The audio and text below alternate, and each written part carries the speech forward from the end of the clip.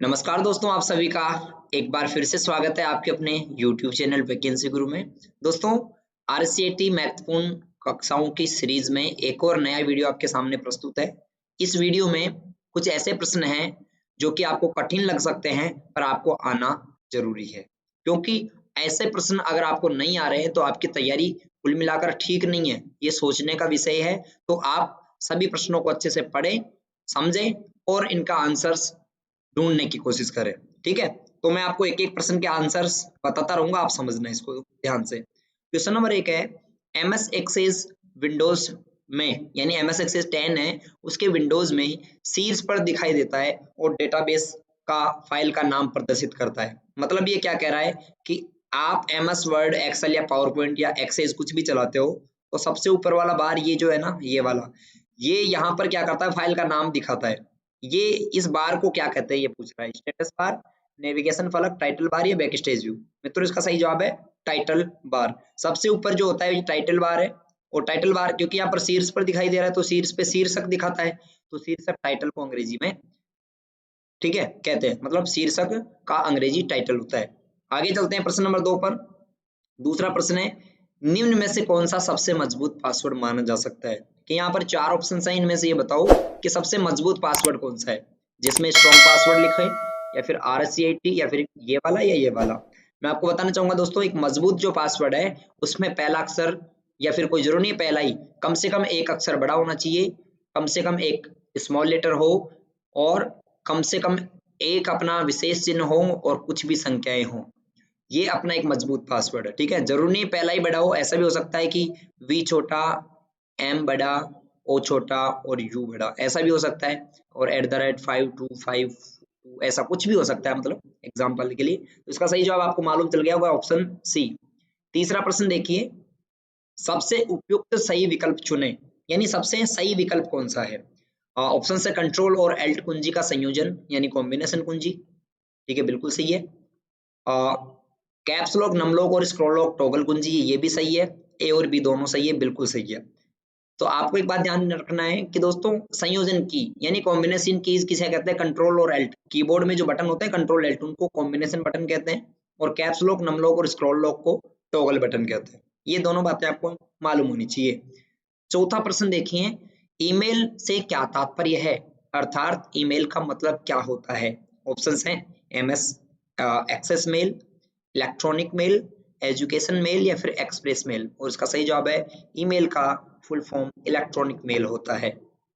पांचवा प्रश्न आपके सामने है, एमएस वर्ड 2010 में निम्न में से कौन सा अलाइनमेंट विकल्प बाएं और दाएं मार्जिन पर प्रत्येक पंक्ति को अलाइन कर देता है और दाएं बाएं किनारों से सीधे किनारों में जो है उनको अलाइन कर देता है। मतलब क्या पूछ रहा है, ध्यान से मेरे पास इस प्रश्न को समझो।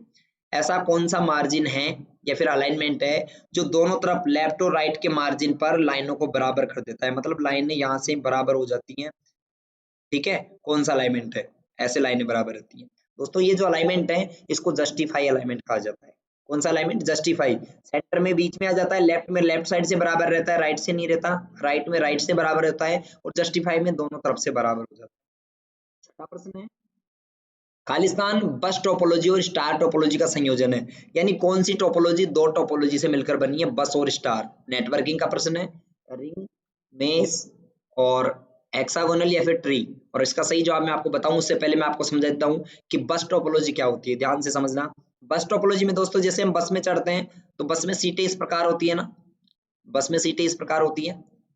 ठीक है, तो बस टोपोलॉजी में क्या होता है, एक केंद्रीय केबल होती है और इस केबल पर अलग अलग कंप्यूटर ऐसे जुड़े होते हैं। इसको इसको नेटवर्किंग की बस टोपोलॉजी कहा जाता है, समझ गए। ये नेटवर्किंग की बस है। और ट्री टोपोलॉजी कैसा होता है कि एक यहाँ से जैसे एक पेड़ होता है ऐसा, सॉरी ट्री नहीं, स्टार। और ट्री स्टार टोपोलॉजी ऐसा होता है, इस प्रकार का स्टार की तरह जो दिखाई देता है ऐसा। ठीक है, तो ये हो गया स्टार टोपोलॉजी और ये अपना हो गया बस टोपोलॉजी। दोनों को अगर संयोजन कर दे, मिला दे, तो ये ऐसा बन जाएगा, देखना इस प्रकार। ये कौन सी टोपोलॉजी हो गई दोस्तों, इसको हम ट्री टोपोलॉजी कहते हैं। जैसे एक पेड़ की कुछ शाखाएं होती है और उसके भी शाखाएं होती है इस प्रकार से, तो इसको हम ट्री कह देते हैं। तो बस और स्टार मिलकर क्या बना दोस्तों, बस और स्टार मिलकर ट्री टोपोलॉजी बनाते हैं। तो इसका सही जवाब हो जाएगा ऑप्शन डी। अगर आपने यही सोचा है बिल्कुल सही आपका आंसर है। 7वां प्रश्न देखिए, मान लीजिए कि कुछ क्षेत्र हैं जैसे कि कृषि, निर्माण, विनिर्माण, खनन आदि भारत के जो है सकल घरेलू उत्पाद में ये कुछ भागीदारी देते हैं। तो एमएस एक्सेल 2010 में पूरे भारत में सकल घरेलू उत्पाद में प्रत्येक क्षेत्र के योगदान को दिखाने के लिए कौन सा सबसे उपयुक्त चार्ट है? यानी कि आपको ये बताना है।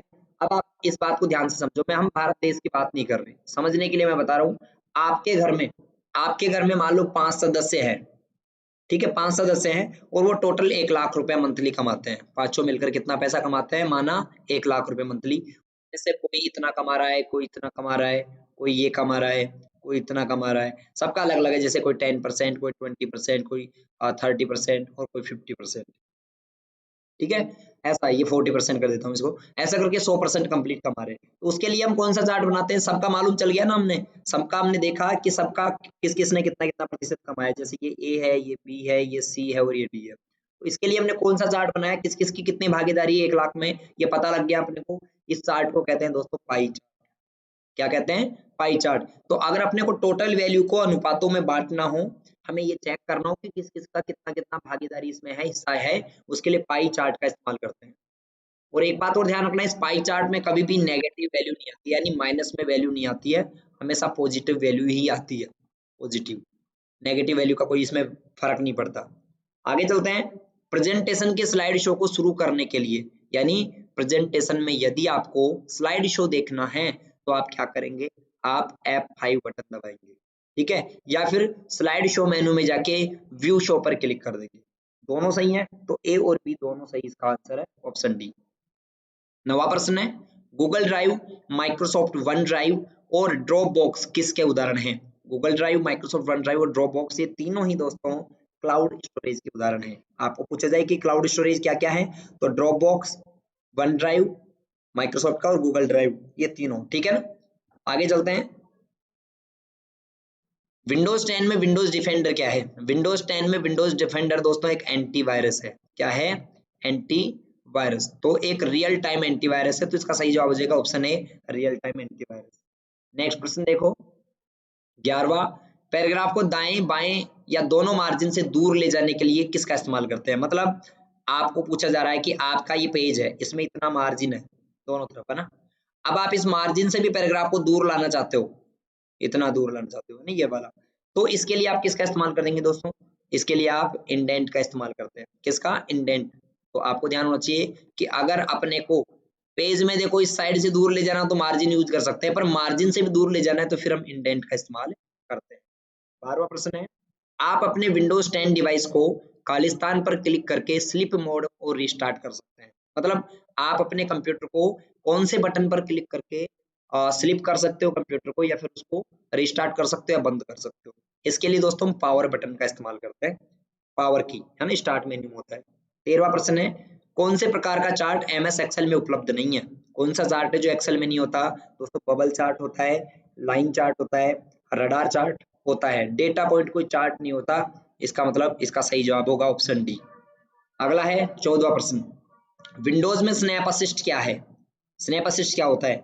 आप एकाधिक विंडोज को एकल स्क्रीन पर एकाधिक ऐप चला सकते हैं, यानी कि एक में आप कुछ लिख सकते हैं, अपने ट्वीट्स फीड कर सकते हैं, दूसरे में देख सकते हैं, ऐसा, ठीक है। तो आपको समझना होगा कि स्नैप असिस्ट क्या होता है दोस्तों। स्नैप असिस्ट का मतलब है कि आप एक ही स्क्रीन में अलग अलग काम करना चाहो तो ये क्या करता है, 4 भागों में बांट देता है स्नैप असिस्ट।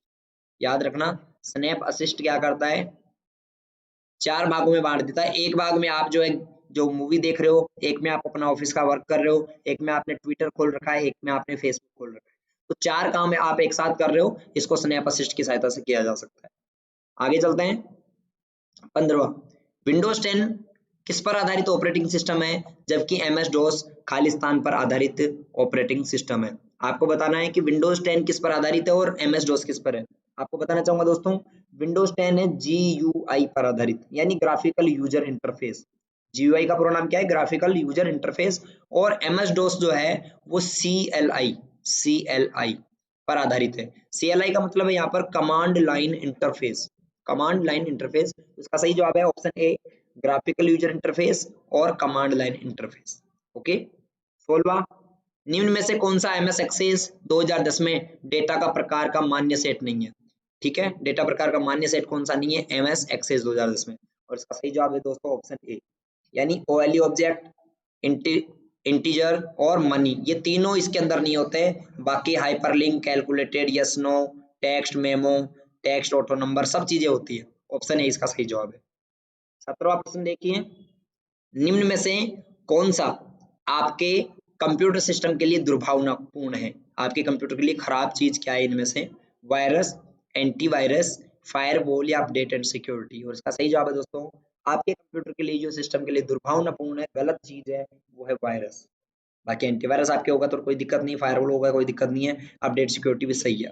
दोस्तों आपको बताना चाहूंगा कि आरएससीआईटी इंपोर्टेंट क्वेश्चंस के लिए अगर आपको और महत्वपूर्ण प्रश्न पढ़ने हैं तो आप गूगल में सर्च करें वैकेंसी गुरु, वैकेंसी गुरु, और वहां पर जाके आपको वेबसाइट मिलेगी जहां से आपको इंपॉर्टेंट क्वेश्चंस मिलेंगे। इनमें आज 10 पार्ट और जोड़ दिया गया है इंपॉर्टेंट क्वेश्चंस का, पहले नहीं चल रहा था, कंप्लीट हो चुके हैं सारे और मॉडल पेपर्स में बदला हुआ है। टेस्ट आप देकर देख सकते हो, आप वहां पर फ्री में टेस्ट देकर देख सकते हो। एग्जाम जैसा कि एग्जाम हो लगता है ना, वैसा वैसा एग्जाम होगा, ऐसे ही सेम क्वेश्चन आएंगे, तो आप टेस्ट में आपकी कितनी परसेंटेज बन रही है आपको पता चल जाएगा। ठीक है, आगे चलते हैं अपन 18वें प्रश्न पे। विंडोज 10 में बैकग्राउंड में चल रहे वर्तमान प्रोग्राम के आइकन कौन रखता है? यानी बैकग्राउंड में जो चल रहे हैं वर्तमान प्रोग्राम, उनके आइकन को दोस्तों सिस्टम ट्रे रखता है। कौन रखता है? System tray. 18वें में ऑप्शन ए सही आंसर है।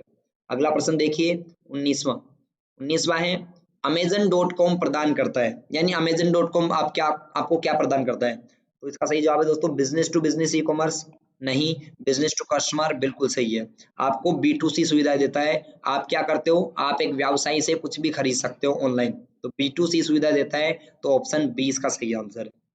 और 20वां प्रश्न देखिए, मॉड्यूलेशन और डिमॉड्यूलेशन का एक संक्षिप्त नाम है, यानी दो शब्दों से मिलकर एक शब्द बना है मॉड्यूलेशन और डिमॉड्यूलेशन से, उसका नाम है मॉडेम।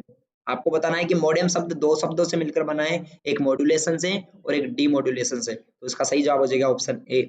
ऐसा करके आपने इसमें 20 प्रश्न पढ़े, 20 में से कितने प्रश्न आपके सही है आप हमें कमेंट करके बताएं। कितने क्वेश्चन आपके सही है आप हमें कमेंट करके बताएं, और वीडियो को लाइक करें अच्छा लगा है तो। और दोस्तों रेगुलर तैयारी के लिए वैकेंसी गुरु ऐप डाउनलोड कर लीजिए और अपनी तैयारी को मजबूत कीजिए। मिलते हैं अगले वीडियो में, तब तक के लिए गुड बाय, बाय बाय, धन्यवाद।